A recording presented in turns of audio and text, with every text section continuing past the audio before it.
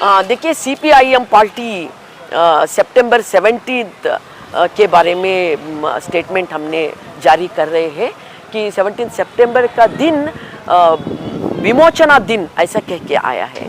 ठीक है, मगर विमोचना दिन के नाम पे हमारे इसमें बीजेपी और उनका जो कम्युनल ऑर्गेनाइजेशंस है उन्होंने दो समुदाय के बीच एक द्वेष फैलाने का काम कर रहे हैं कि स्पेशली सेकुलरिज्म ख़त्म करना और कौम भावना पैदा करना, ये सब उन्होंने कर रहे हैं।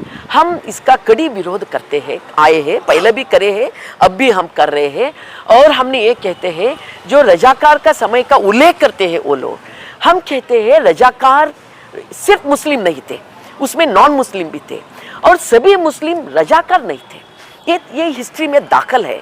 और जो शोएब अली खान का हत्या करे है हैदराबाद के रोड के ऊपर, जो इमरोज पेपर का संपादक, स्थानीय संपादक था, कि उनका हत्या करे, कौन करे? रजाकार करे।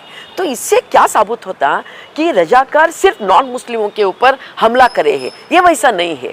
और सभी रजाकार मुस्लिम थे, ऐसा भी नहीं है।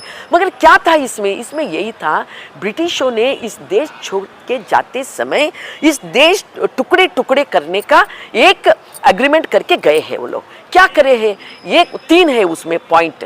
एक है कि हमारे 560 से ज़्यादा राजशाही संस्थानें थे इसमें हमारे देश में।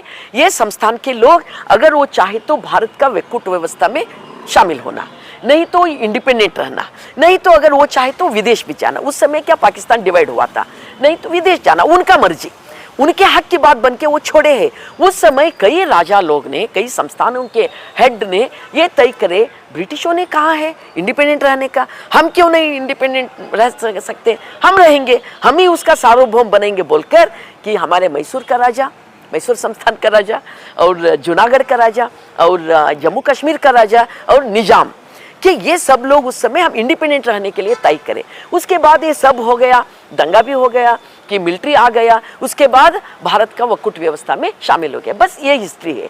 मगर इस हिस्ट्री को ट्विस्ट करके कि कम्युनल एजेंडा बना के लोगों के सामने रखने की जो साजिश है, हम इस साजिश का कड़ी विरोध करते आए हैं, पहले से अब तक हमने करते आए। तो इस समय हमने ये कहते हैं कि ये जो विमोचन का दिन है, ये राजशाही से प्रजाशाही को कन्वर्ट हो गए सो दिन है। तो वो दिन आप कहो विलीनीकरण कहो, नहीं तो प्रजासत्तात्मक दिन कहो, मगर कभी कौम एजेंडा, जो कम्युनल एजेंडा है, इसके बीच में मत लाओ। क्योंकि हमारे हैदराबाद कर्नाटक में देखो निजाम कितना साल उन्होंने राज करे, 224 साल। 224 साल में उनका एरिया में, उस इलाके में एक भी कम्युनल वायलेंस नहीं हुआ, कम्युनल राइट्स नहीं हुआ। तो वो सिर्फ रजाकार का इश्यू भी कम्युनल राइट्स बोल के क्यों उसका माथे पे लगा रहे हैं, वो वैसा नहीं है।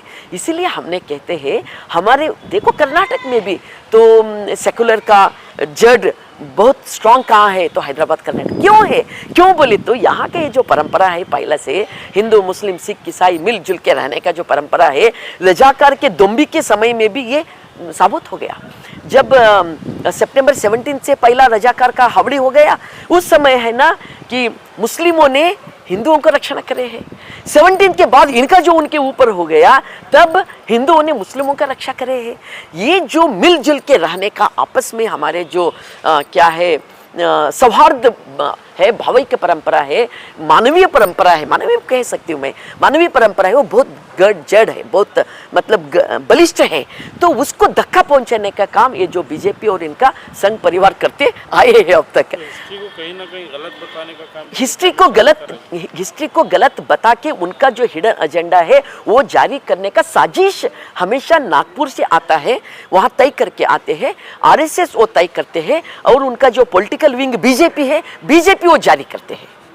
मालूम हो गया, बीजेपी जारी वो उनके हिसाब से ये जो हिस्ट्री उन्होंने बताते हैं। मगर उनका बताने का ये जो हिस्ट्री है वो गलत हिस्ट्री है। वो जो कम्युनल आंखें से देखकर वो हिस्ट्री बताते हैं, मगर हमने कहते हैं उसका बीच में आप कम्युनल एजेंडा मत लाओ, आपका रंग उसमें मत डालो। हम कहते हैं उसमें सत्ता उनके हाथ में रख लेने का, सत्ता की बात था, वो सत्ता की बात मैसूर में था, जूनागढ़ में था, जम्मू कश्मीर में था, सिर्फ निजाम इसमें था क्या? तो वहाँ विमोचन का दिन नहीं मनाते, विलीन का दिन मनाते हैं। और हरि सिंह राजा का तो हैप्पी बर्थडे भी मनाते हैं। वहाँ उन शत्रु के जैसा उनके सामने नहीं आता, उनके आंखें के सामने। निजाम तो शत्रु बन जाता है एकदम, वैसा नहीं है। राजा राजा होते हैं, राजा कोई भी हो राजा, उन्होंने सत्ता में बैठना चाहते हैं, उन्होंने सार्वभौम बनना चाहते हैं, बस इतना रहता। हिस्ट्री तो ऐसा ही है, मगर हिस्ट्री एक तरफ लाकर वो इस हम जब मिलजुल के रहने का जो आपस की प्यार की बात है, इसका उन्हें धक्का पहुंचाते। और दूसरी एक प्रश्न आता है, अभी क्यों बता रहे आप? अभी कांग्रेस का सत्ता है हमारे स्टेट में, तो इसके पहला जब इलेक्शन हुआ, पार्लियामेंट का इलेक्शन, कि राहुल गांधी पूरा देश भर में पद यात्रा करें, भारत जोड़ो यात्रा करें। उस समय बोले हम द्वेष के बाजार में प्यार का दुकान खोला करते हैं। हम कहते हैं वो हर एक चीज़ जो कम्युनल वाले हैं ना, हर एक चीज़ कम्युनलिज्म कर रहे हैं। सभी रोड का नाम, एरिया का नाम, गार्डन का नाम, सब रंग वो केसरी रंग डालकर एक वो सब कर रहे। ऐसे समय में कि कांग्रेस का जिम्मेदारी बनती है सिर्फ एक स्टेटमेंट देकर चुप बैठने का नहीं रहता, कि द्वेष के बाजार में, नफरत के बाजार में अगर का प्यार मोहब्बत का दुकान खुला करने का के लिए आप कमिटेड है, तो आप इनका जो कम्युनल एजेंडा है ये आप एक्सपोज करो, ये आप एक्सपोज करो। और आप कहो कम्युनल हिस्ट्री नहीं है हमारा हिस्ट्री तो ऐसा हिस्ट्री है। इसीलिए हमारे 17 सितंबर का है वो विमोचना दिन के बजाय आप उसको प्रजासत्तात्मक दिन बोल के एक्सप्लेन करो ना लोगों को। तो एक तो दुकान आप खोला करे जैसा होता, प्यार का मोहब्बत का दुकान खुला करे जैसा होता। और आपको भी, कांग्रेस को भी मालूम हो गया इस कम्युनल डेवलपमेंट में उनका भी शेयर है। हम उस समय भी उनका हम कड़ी विरोध करे हैं, अभी भी हम उनका विमर्शा करते हैं, मगर अभी उनको क्या हो गया, ये कम्युनलिज्म इतना बढ़ रही कि कांग्रेस को सत्ता नहीं मिलता, उनको मालूम हो गया।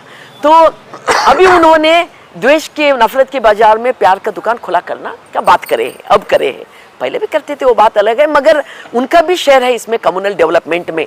तो हम कहते हैं सिर्फ बात करके नको, अब तक आपका जो ये था दृष्टिकोण वो बदलो और सेकुलरिज्म रक्षा करने के लिए, कम्युनलिज्म कंट्रोल करने के लिए एक कायदा बनाओ, है ना। ಸೆಪ್ಟೆಂಬರ್ 17ನೇ ತಾರೀಕು ವಿಮೋಚನಾ ದಿನವನ್ನು ಆಚರಣೆ ಮಾಡಿಕೊಂಡು ಬಂದಿದ್ದದ ನಾವು CPIM ಪಕ್ಷದಿಂದ ಕರ್ನಾಟಕ ಕಾಂಗ್ರೆಸ್ ಸರ್ಕಾರಕ್ಕೆ ನಾವು ಆಗ್ರಹ ಮಾಡ್ತೀವಿ. ಇದು ಒಂದು ರಾಜಸತ್ತೆಯಿಂದ ಪ್ರಜಾಸತ್ತೆಗೆ ಬಂದಂಥ ದಿನ, ಪ್ರಜಾಸತ್ತೆಯಲ್ಲಿ ವಿಲೀನವಾದಂಥ ದಿನ. ಹಾಗಾಗಿ ಈ ದಿನವನ್ನು ಒಂದು ವಿಲೀನೀಕರಣದ ದಿನವಾಗಿ ಅಥವಾ ಪ್ರಜಾಸತ್ತೆಯ ದಿನವಾಗಿ ಆಚರಿಸಬೇಕು ಅಂತ ನಾವು ಆಗ್ರಹ ಮಾಡ್ತೀವಿ. ಇನ್ನು ಎರಡನೇದಾಗಿ ಇಲ್ಲಿವರೆಗೂ ಈ ವಿಮೋಚನಾ ದಿನಾಚರಣೆ ಹೆಸರಿನ ಒಳಗೆ BJP ಮತ್ತದರ ಕೋಮುವಾದಿ ಸಂಘಟನೆಗಳು ಎಲ್ಲ ಸೇರಿಕೊಂಡು ಇದನ್ನೊಂದು ವೈಷಮ್ಯ ಹುಟ್ಟುಹಾಕುವಂಥ, ಒಂದು ಸಮುದಾಯವನ್ನು ಮತ್ತೊಂದು ಸಮುದಾಯದ ಮೇಲೆ ಎತ್ತಿ ಕಟ್ಟುವಂಥ ಒಂದು ಪ್ರಯತ್ನವನ್ನು ಮಾಡ್ಕೊಂಡು ಬಂದಾರ. ಇವನ್ ಅಮಿತ್ ಶಾ ಇದ್ದಾಗ ಬಸವ ಕಲ್ಯಾಣ ಗೋರ್ಟಾದಲ್ಲಿ ಒಂದು ಸಮಾವೇಶ ಮಾಡಿದ್ರು ಮತ್ತು ಬಹಳ ನೇರವಾಗಿ ಒಂದು ಸಮುದಾಯದ ವಿರುದ್ಧ ಮಾತಾಡೋಂಥದ್ದು ಮಾಡ್ಕೊಂಡು ಬಂದಿದ್ರು. ಆದರೆ ಚರಿತ್ರೆ ಹಾಗಿಲ್ಲ, ಚರಿತ್ರೆ ಕೋಮು ಸೌಹಾರ್ದ ಚರಿತ್ರೆ ಅದ. ಆ ಸಂದರ್ಭದ ರಜಾಕಾರರು ಬಗ್ಗೆ ಮಾತಾಡ್ತಾರೆ. ರಜಾಕಾರ ಎಲ್ಲರೂ ಮುಸ್ಲಿಮರಾಗಿರಲಿಲ್ಲ ಮತ್ತು ಎಲ್ಲ ಮುಸ್ಲಿಮರು ರಜಾಕಾರರಾಗಿರಲಿಲ್ಲ. ಈ ಸತ್ಯವನ್ನು ನಮ್ಗೆ ಗೊತ್ತಾಗಬೇಕು.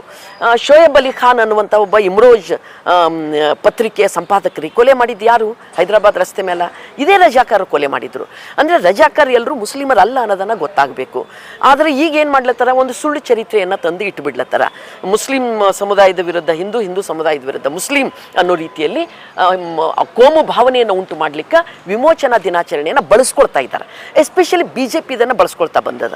ಸೊ ನಾವಿವತ್ತು ಕಾಂಗ್ರೆಸ್ಸಿಗೆ ಆಗ್ರಹ ಮಾಡ್ಲತ್ತೀವಿ ಏನಂದ್ರೆ, ಹಾಗಿಲ್ಲ. ಭಾರತದ ದೇಶದ ಒಳಗೆ ಸ್ವತಂತ್ರದ ತರುವಾಯ ಜುನಾಗಢ, ಜಮ್ಮು ಕಾಶ್ಮೀರ್, ಮೈಸೂರು ಮತ್ತು ನಿಜಾಮ್ ಸಂಸ್ಥಾನ್ ಇವೆಲ್ಲವೂ ಭಾರತದ ಒಕ್ಕೂಟ ವ್ಯವಸ್ಥೆಯಲ್ಲಿ ಸೇರಲಿಲ್ಲ. ಯಾಕಂದರೆ ಸ್ವತಂತ್ರವಾಗಿರ್ಬೋದು ಅಂತ ಬ್ರಿಟಿಷರು ಹೇಳಿದರು. ಹಂಗೆ ಹೇಳಿದ ಸಲುವಾಗಿ ಇವರು ಸೇರಲಿಲ್ಲ. ಯಾವಾಗ ಈ ರೀತಿ ಎಲ್ಲ ಆರಂಭ ಆದವು ಆವಾಗ 17ನೇ ಸೆಪ್ಟೆಂಬರ್ ನಿಜಾಮ ರಾಜೀನಾಮೆಯನ್ನು ಕೊಟ್ಟರು.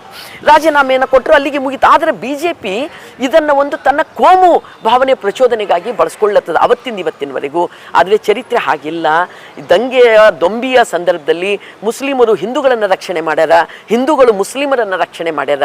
ಈ ಒಂದು ಸೌಹಾರ್ದ ಭಾವೈಕ್ಯ ಪರಂಪರೆ ನಮ್ಮ ಹೈದರಾಬಾದ್ ಕರ್ನಾಟಕದಲ್ಲಿ ಗಟ್ಟಿ ಅದ.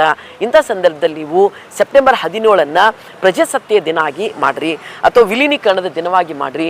ಕೋಮು ಭಾವನೆ ಪ್ರಚೋದನೆಯನ್ನು ಉಂಟು ಮಾಡುವಂಥ ಎಲ್ಲ ಚಟುವಟಿಕೆಗಳನ್ನ ನಿಗ್ರಹ ಮಾಡಲಿಕ್ಕೆ ಕೋಮುವಾದ ನಿಗ್ರಹ ಕಾಯ್ದೆಯನ್ನು ತರ್ರಿ ಅಂತ ನಾವು ಆಗ್ರಹವನ್ನು ಮಾಡ್ತಾ ಇದ್ದೀವಿ.